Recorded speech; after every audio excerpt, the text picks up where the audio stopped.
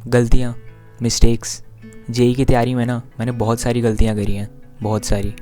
कभी कभी इस चीज़ का मुझे बहुत रिग्रेट होता है कि काश अगर ये गलतियाँ नहीं करी होती तो आज कहीं और ही होता। पर अब कर भी क्या सकते हैं। वैसे भी किसी महापुरुष ने कहा था, your mistakes will teach you more than your accomplishment. Hello everyone, I am Ayushman Agarwal. इस वीडियो में आपको अपनी उन गलतियों के बारे में बताऊंगा जो मैंने अपने जेई प्रिपरेशन के टाइम करी थी। मैं ना सिर्फ अपनी गलतियां बताऊंगा लेकिन साथ में ये भी बताऊंगा कि आप उन गलतियों को करने से कैसे बच सकते हो। और अगर आप जेई की प्रिपरेशन कर रहे हो तो इस वीडियो को एंड तक ज़रूर देखना। मेरी सबसे पहली मिस्टेक ये थी कि मैंने बहुत सारी इधर उधर की बुक्स खरीद ली थी।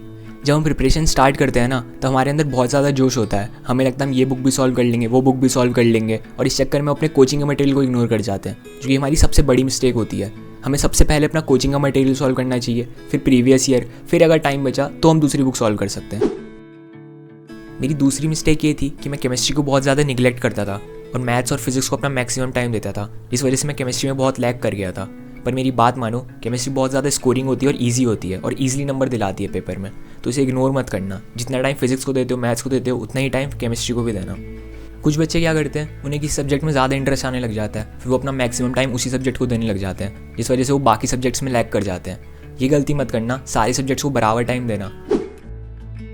मेरी तीसरी मिस्टेक ये थी कि मैं क्लासेस से आकर प्रॉपर रिवीजन नहीं करता था। मुझे लगता था कि मुझे सब याद है क्योंकि उसी दिन पढ़ा होता था, पर टाइम के साथ इवेंचुअली सब कुछ भूल जाता था। फिर टेस्ट के टाइम जब नोट्स उठाता था तब कुछ याद ही नहीं आता था। इसलिए यार, क्लासेस से आकर डेली रिवीजन ज़रूर करना। मेरी चौथी मिस्टेक ये थी कि मैं कोचिंग के टेस्ट के नंबर को ज़्यादा सीरियसली ले लेता था। स्टार्टिंग में एक दो बार ऐसा हुआ कि मैं टेस्ट के सिलेबस के हिसाब से प्रिपेयर्ड नहीं था, तो मुझे लगता था कि टेस्ट में बेकार नंबर आएंगे, तो टेस्ट छोड़ देता था, जो कि मेरी सबसे बड़ी मिस्टेक थी। टेस्ट कभी नहीं छोड़ना चाहिए, जितना आता है उतना ही करो, मार्क्स का लोड मत लो, क्योंकि यार टेस्ट बहुत कुछ सिखाता है। टाइम कैसे मैनेज करें, एग्ज़ाम के प्रेशर को कैसे हैंडल करें, इसलिए यार टेस्ट देना बहुत इंपॉर्टेंट है। मेरी फिफ्थ मिस्टेक ये थी कि मैं कंसिस्टेंट नहीं रहता था। मैं 3 से 4 दिन 10-12 घंटे पढ़ लेता था, फिर ऐसा भी दिन आता था जिस दिन 2 घंटे भी नहीं पढ़ता था। इसका सॉल्यूशन ये है कि एकदम से बड़े बड़े टारगेट्स मत रखो, अपनी कैपेसिटी के हिसाब से जाओ। अगर कोई तरीका नहीं सूट करे तो उसे चेंज कर दो, ये नहीं कि उस पर अटके रह गए। और छोटे छोटे टारगेट्स बनाओ और उन्हें कंप्लीट करो। मेरी 6th मिस्टेक ये थी कि मैं एनसीईआरटी को बहुत निगलेक्ट करता था। मुझे लगता था कि एनसीईआरटी में बहुत बेसिक क्वेश्चन है, पर यार ऐसा नहीं होता। एनसीईआरटी बहुत इंपॉर्टेंट बुक है और उसको निगलेक्ट मत करना, खास करके केमिस्ट्री के लिए तो ज़रूर कर लेना। मेरी 7th मिस्टेक ये थी कि मैं डाइट पे बिल्कुल ध्यान नहीं देता था।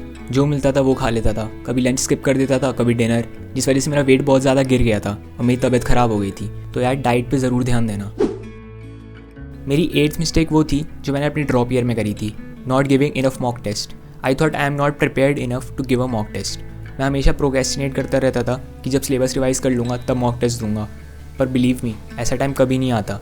हमेशा ऐसा लगता रहता है ये नहीं रिवाइज़ किया, वो नहीं रिवाइज़ किया, ये भूल गए, वो भूल गए। बेस्ट वे जो होता है मॉक टेस्ट के लिए प्रिपेयर करने का, वो है कि आप कुछ सेट्स ऑफ चैप्टर रेडी कर लो। जैसे आपने 7 से 8 चैप्टर रिवाइज कर लिया, अब आप मॉक टेस्ट दो।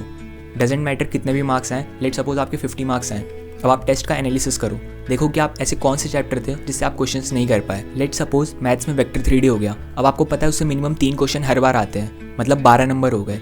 फिर इस चैप्टर को अच्छे से रिवाइज करके पक्का कर लो, ताकि अगर इससे क्वेश्चन अगली बार आए टेस्ट में तो आप कर पाओ। वैसे ही फिजिक्स में और केमिस्ट्री में कर लो। फिर आप मॉक टेस्ट दो। मैं दावे के साथ कह सकता हूँ कि आपके अगले मॉक टेस्ट में 12 से 16 नंबर ज़रूर बढ़ेंगे। मैं एंड में बस यही मैसेज देना चाहूँगा कि गलतियाँ सब करते हैं, हो सकता है कि आप कुछ और गलतियाँ करो, बस गिव अप मत करना, गलतियों से सीख कर आगे बढ़ना, क्योंकि यार आगे बढ़ते रहना ज़रूरी है।